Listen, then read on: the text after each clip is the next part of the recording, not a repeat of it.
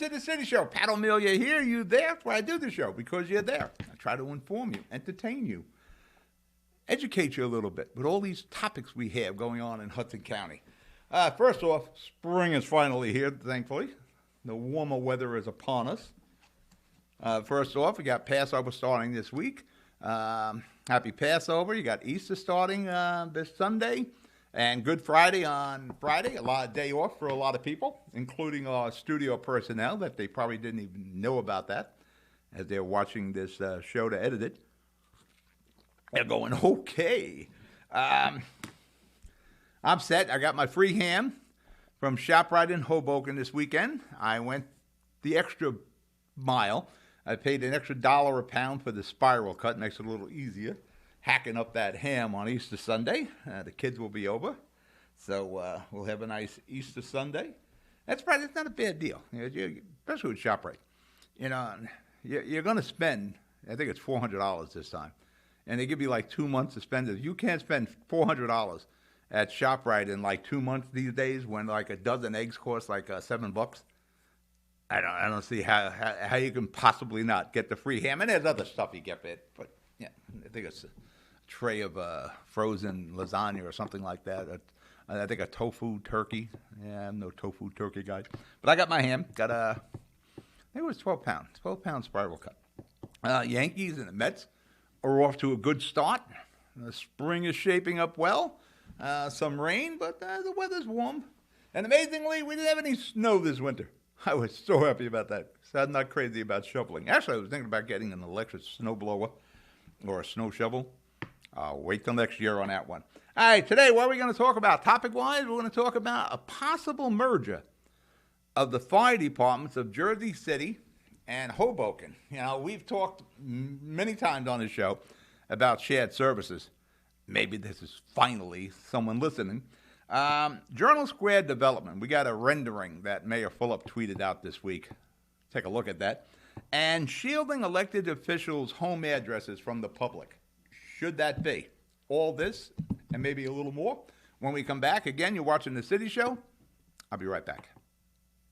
Jersey City Medical Center is healing, enhancing, and investing in Hudson County because your heart doesn't beat just for you. So get it checked. When your bones are healthy, it lifts us all. We're delivering joy daily in our Lord Abbott Maternity Wing and providing New Jersey's only NCI-designated comprehensive cancer center. We'll continue building our medical network and taking every precaution for your safety so that we can all be healthy together. Burns Brothers Memorials, Monuments, and Markers, 787 Tunley Avenue, Jersey City. Hudson County's only monument maker, serving all faiths and cemeteries. Design, studio, and large inventory on site. Cemetery inscriptions and custom orders welcome. Burns Brothers Memorials, Monuments, and Markers, 787 Tunley Avenue, just south of Secaucus Road. Craftsmanship that will last for all eternity. Burns Brothers, Jersey City, Albert H. Hopper, North Arlington. Visit us on the net. If you need to see a doctor, RWJ Barnabas Health has 2 easy ways to do it from anywhere. You can see an urgent care provider 24/7 on any device with our Telemed app. Or use our website to book a virtual visit with an RWJ Barnabas Health Medical Group provider or specialist, even as a new patient. You've taken every precaution, and so have we. So don't delay your care any longer. RWJ Barnabas Health. Let's be healthy together. We're back. Pat O'Melia here. You there? Look forward to spring. Not crazy about summer because, the 100-degree days, not really for me. And yet, I film on the boardwalk in Seaside Heights. And we'll do it this year. And we'll be cooking on that boardwalk in Seaside Heights. We'll do about 4 or 5 shows down there this year. Actually, I'm thinking about trying to put on some car shows. I want to get more involved with the car hobby. But we have a lot of plans. We'll see what the year brings. Got my ever-present coffee in a styrofoam cup, mind you. Now, before we even go off, now they're talking about eliminating plastic forks and spoons. Come on, people. I didn't have a problem with the plastic bags, but I had a problem with banning paper bags, brown paper bags. Been part of our lives. For that matter, I was a bagger at ShopRite when I was a kid. All right, here we go. It's a start. Possibly merging the Hoboken Fire Department with the Jersey City Fire Department. I'm all in favor of shared services. Anything we can do shared service-wise is only going to help all the communities involved. In this case, the two cities. Hoboken's really like the size of a good-sized ward in Jersey City. I think it's a win-win for everyone involved. It makes sense for both municipalities. It expands both municipalities' coverage zones for Jersey City and the downtown. Hoboken, it spreads out the expense of the fire departments across two municipalities, and that brings down your cost. And the interesting thing is, Hoboken and Jersey City, depending on who's doing the survey, they're either number one or number two in the highest rental properties in the nation. To rent an apartment in Jersey City or Hoboken, it's quite expensive. It enhances the coverage. It enhances the personnel. Without new hires, you're able to redeploy your personnel. It offers an opportunity to build new firehouses and spread the expense of the new firehouses between the two municipalities. It offers the possibility of buying new equipment, again, spreading it between the two budgets instead of just one municipality shouldering the expense. Like the pension costs for the firemen and ladies. I shouldn't say ladies. School superintendent lost a job saying ladies. There's no more ladies and gentlemen. From the firemen and firewomen, you could spread out the pension costs. It's just a win-win. Anytime you can get into a shared service between municipalities, you would eliminate duplication in upper management. You would possibly bring some of that upper management back into the firehouses. So you get more experienced personnel back in the firehouses and back on the trucks. I don't see any negative in this. Now, I applaud these efforts. I think this is a major step. Maybe it's too much of a major step first. Maybe we should try this out. Again, I think it's a big step right off the bat. I'm all in favor of shared services. Maybe what we should do with Hoboken and Jersey City is going back to what we talked about in the past. Hoboken is proposing a $90 million DPW facility. Maybe that's our first shared service.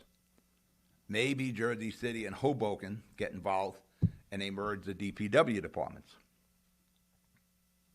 Sounds like a win-win. Now, like I said before, DPW department in Hoboken, you're bordered by Weehawken, Union City, Jersey City, and you got the county of Hudson involved. But if we're talking merging or shared services, whatever way you want to look at this, I could see us starting with the DPW before jumping into the fire department. It's not going to happen tomorrow. It's going to take, or the fire department could take a year, 2 years to get this done. The DPW, that could be done quite quickly. And that saves the taxpayers in Hoboken, or at least the $90 million. Maybe you park that $90 million for right now, and maybe use that money in the future to build another firehouse.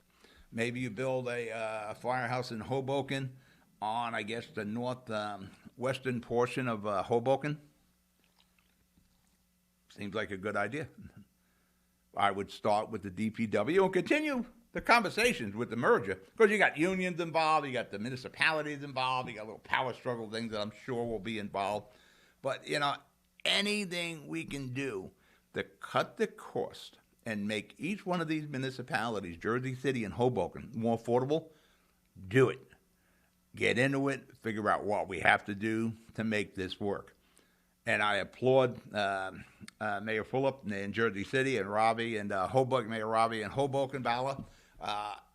Excellent. These people are looking at the cost of these municipalities. Like I said, depending on what survey, Hoboken or Jersey City is either one or two in the most expensive rental properties in the nation. So any effort that can be made to bring down the cost and the affordability, bring it down to people can actually afford to live in Hoboken or Jersey City, it makes sense. Now, one other thing you can look forward to, again, I'm speculating, if you would merge Jersey City and Hoboken's fire department, I can see bringing a third municipality in, such as Union City up on the top of the hill, to spread that expense even more. Be three municipalities with the fire department. But again, let's learn how to walk before we run. Also, wouldn't hurt to consider a county-wide 911 dispatch service. Let the sheriff's department run it. All the municipalities are already paying into the county. It would save all the municipalities a lot of money if we had one 911 dispatch where all 12 municipalities pay into. Even if we had to go with the Kennedy Boulevard municipalities, there's savings to be had. We just need to push for it. All right, we're going to break for commercial. You're watching The City Show. I'll be right back. I've got cancer. We've got the highest level of cancer care, the latest clinical trials, researchers working to find a cure, and nurse navigators to guide you every step of the way. At New Jersey's only NCI-designated Comprehensive Cancer Center, your safety has always been our top priority. I've got cancer, but I also have peace of mind. Jersey City Medical Center and Rutgers Cancer Institute of New Jersey. Let's beat cancer together. Consumer Carpets, 3408 Kennedy Boulevard in the Jersey City Heights. Your one-stop store for residential and commercial floor treatments. Carpeting, linoleum, tiles, laminates, hardwood floors, area rugs, remnants. All major brands, all in stock. Free estimates, same-day installation. Consumer Carpets, it's savings, selection, installation. Credit cards and debit cards accepted. Financing available. Consumer Carpets, price to fit your budget, installation to fit your schedule. On the net at consumercarpets.com. Consumer Carpets, Jersey City, 201-792-2712. Stevens Jersey City Ford, certified parts and service located at Route 440 and Communipaw Ave, is your #1 source for Ford and Lincoln automotive needs. We use certified Ford Motorcraft products to keep your Ford running in top shape. Motorcraft parts are backed with the Ford warranty, which includes a 2-year unlimited mileage guarantee. Our team will have the right Motorcraft part to ensure the best performance from your Ford or Lincoln. You can order in person at the parts counter or online. Let us help keep your Ford or Lincoln in the best shape at Stevens Jersey City Ford.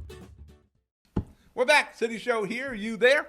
I think are getting back to Jersey City, Hoboken, possibly throwing Union City into the mix with the fire departments. I think it's a good move. Saves right off the bat Jersey City and Hoboken money. If you could bring in that third entity, spread that out a little bit more, win-win-win. Journal Square developed. I'm a Jersey City guy. You know, in my day, your day started and ended on Journal Square. You know, especially if you're a young guy on a date started and ended on Journal Square. It was where you went for work. It was the theaters. It was Woolworths. It was J.M. Fields. It was Charles Shop. It was all those great businesses up there. You know, the Griddle, the XL, the restaurants, the Canton. It was the center of Jersey City. It was our economic engine for Jersey City. And we ruined that when we put the Path Building in there. And one of the terrible things that happened with the Path Building, we took the buses off the street and put them inside the Path Building. So all the foot traffic that Journal Square experienced when the buses were up on Kennedy Boulevard at that time disappeared. So that hurt all the businesses. The Path Center was the real decline of Journal Square. But Journal Square is rebounding now. The problem with Journal Square rebound, it's not a retail rebound anymore. The focus isn't economics. It's becoming a neighborhood. It was always kind of a neighborhood behind Journal Square proper, but now it's all residential buildings. Now you're seeing a picture that we have on the screen of all these new developments that are coming online in the next 2 years. Now there's 7 of them that are highlighted in this from Mayor Fuller. And if you look closely, you'll see a lot of other buildings just not highlighted. In the buildings, the 7 buildings that the focus of this rendering is on, there are at least 7,640 units of housing coming online in the next 2 years. If only, we've had this conversation before, if only half of those units have one school-age child, and this again, one child of school age in Jersey City, that brings us to a tremendous number here. And the other thing, before we jump to that second, you know, all this development is predicated on the path and proximity to New York City. I want to remind you, the path is packed now. Without these 7,640 units of the 7 buildings we're that we're depicting here and pointing out and highlighting, but there's like another 20 or so coming besides those 7. And the path is packed to get to New York City. We have basically non-existent mass transit. You know, our buses, we used to have buses service. We don't have buses anymore. Every major street in Jersey City used to have a bus, not anymore. So, hello cars. I know somebody's going to say, well, we'll use bikes. That doesn't work anywhere. Every development you see, and again, if you question me, go down to Jersey Avenue and 18th Street. All that development there over the last 5-6 years. You know what you're going to see? A lot of cars. Lots and lots of cars. Maybe we can build some bike lanes alongside the path tracks, or maybe a bike tunnel. But right now, it's cars. But let's get back to making my point here. In that rendering, you don't see any new school, or I should say, any new schools. Like I was saying before I jumped my own point, if just half those units, the 7,640, have just one child of school age, that's 3,820 kids that need to go to school. And that's just in the 7 buildings that you see circling the map, on the borders of that map. And if you look at the map, you'll see a lot more buildings involved there. I think I counted 26 additional buildings besides the 7 we're talking about. So right off the bat, we're probably looking at, what are we saying, 3,820 kids and all those other buildings you see. So you're probably looking at another 10,000 students, possible school-age students, in all those buildings spread out. If you took a mega school, I'm thinking elementary right now, but you got to look at high school also. But mega elementary school, my old alma mater, PS 23 there on Broadway, I think they have around 1,170, around 1,200 kids. If we use just this simple math of one child in 50% of those buildings, we would need approximately 9 schools. And these would have to, again, be in the mega schools that can handle, 1,200 kids or so. You look at that development map, you're not seeing any arrows pointing to a school.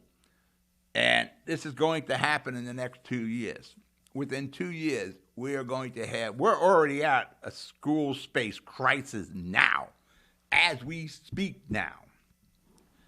In 2 years, it is going to be stifling how desperate we're going to be for school space. Where will certainly be these kids, possibly, I'm saying 1,300 kids, somewhere around that number are going to be here in the next 2 years. Where are they going to go to school? Nowhere in that map are we showing any schools, and we're only 2 years out. Maybe in these huge developments we're building, school space should be in it. We should estimate what kind of space is going to be needed for potentially those children and have it in those buildings.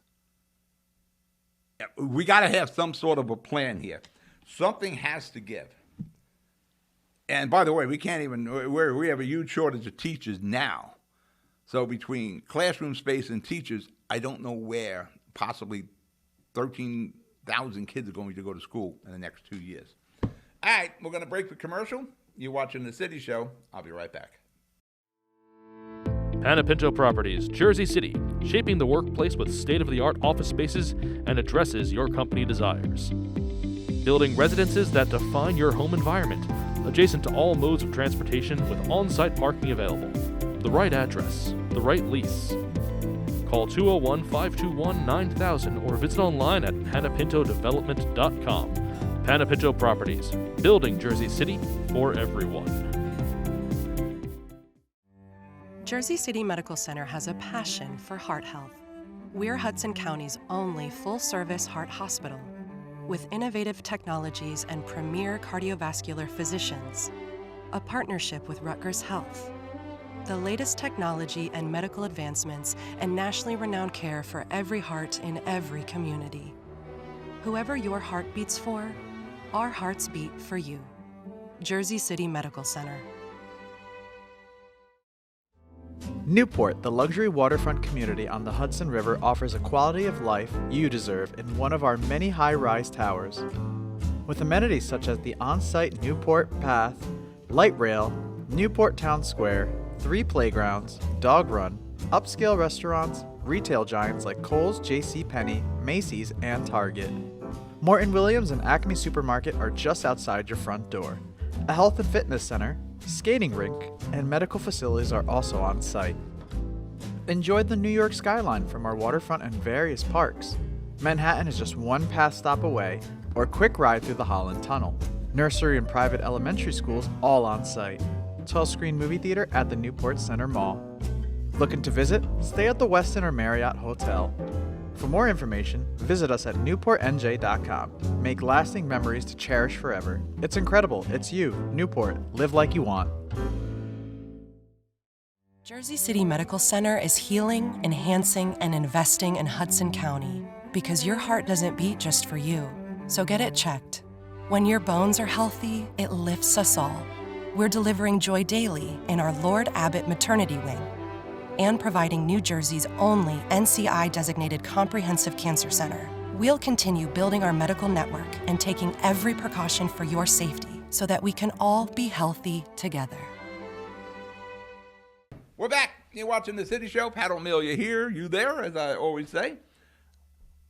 It wouldn't sound like the gloom and doom guy, but we have to figure out where we're going to send all these kids that are going to be occupying. Again, I want to remind you, it's not Jersey City people that are moving into these buildings. Probably 5% would be Jersey City people. The rest are from elsewhere. Now, we don't develop a people who are here. We develop a people who we're going to try to attract to come here. All right, shielding politicians' addresses from the public, like we do with the judges. We passed that bill about a year or so ago where we shield the judges' addresses. Judge makes a determination, a conviction, and 7 years later that person's out of jail. Might go look for that judge. We had a judge a few years back where the son was killed. Some madman was looking to kill the judge. The bill right now is sitting in Trenton. It passed both committees for the Senate and the Assembly about shielding the addresses of elected officials. Should they be shielded from the public? Well, should your mayor's address be shielded from the public? I think so. Locally here in Jersey City, a couple of years, maybe 3 years ago, there was an issue at Mayor Fulop's home where there was some mentally challenged person was trying to break into Mayor Fulop's home. The police responded. Fortunately, there was no incident there. But, yeah, I agree. These elected officials, I'm going to say again somewhere in my notes here, this isn't the 50s and the 60s anymore. Things have changed, especially politically. The campaign never ends anymore. It never stops. The politics just never stops anymore. I agree. You take a case with Mayor Fulop. He has 2 young children at home. We should shield the elected officials' home addresses, and as we do with the judges. But we shouldn't just stop there. We should all be afforded that same opportunity as the judges and the elected officials. There is no reason all your public information needs to be readily available. Like I said, this isn't the 50s and the 60s anymore. People are just sitting at a laptop or a tablet at a Starbucks and they can call you up very simply. That's how ID theft occurs. One of the biggest scams going on now is stealing homes out from under people. They get the deed information, and it is so freaking easy. Any municipality, you can get all the tax records on that property. Put the address in. Everything you need to know. Person's name, address, value of the home, what the assessment is, what the taxes are. It's all there for the taking, and people are taking it. We live in a very modern society now, but we're still living like we're in the 40s and the 50s and the 60s when it comes to your personal information. And the most readily available place to get that info, especially if you own a home, is your municipal government. And, we're not talking Amazon security on those computers at the municipal governments. They get hacked quite a bit. And for that matter, a lot of municipalities, happened in Jersey City in the past, you got ransomware. Your information is readily available. So we should all have that opportunity to opt out, where it shouldn't be so easy just to get online and get all the information. You got to take every step to protect your information. Like when you go to the doctor and they want your social security number or your driver's license, well, all your information is there in those two cards. I carry an old driver's license where I took a hole punch and I punched out my driver's license number. Now, it has all my information there, but you're not getting that driver's license number. And that blows the minds of the medical professionals. They don't need your driver's license or your social security number.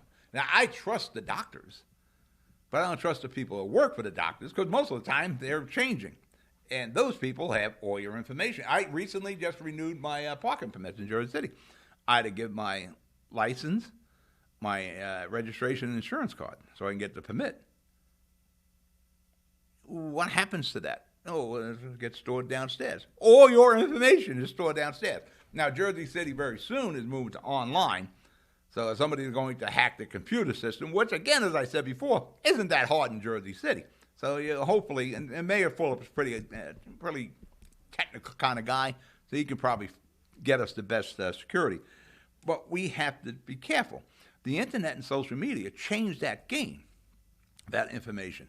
But all the municipalities and many organizations that have your personal ID aren't taking those steps. So, yes, we should all be able to opt out of our information being publicly available. It would, in a lot of cases, the genie's out of the bottle because this information is already out there. I don't know if you can claw back that information. But going forward, any way we can make it more difficult for people to access your personal information, we should do that. And if we're going to allow judges to opt out and elected officials to opt out of having their information and home addresses publicly available, we should all have that same opportunity to opt out. That we could cut down on identity theft and, home deed theft, that's a big deal. So, yes, I agree. Let's shield those addresses and that information from the public, but we should all have the same opportunity. All right, we're out of show. You be good. You be safe. Happy Passover. Happy Easter. I'll talk to you next week. Good night.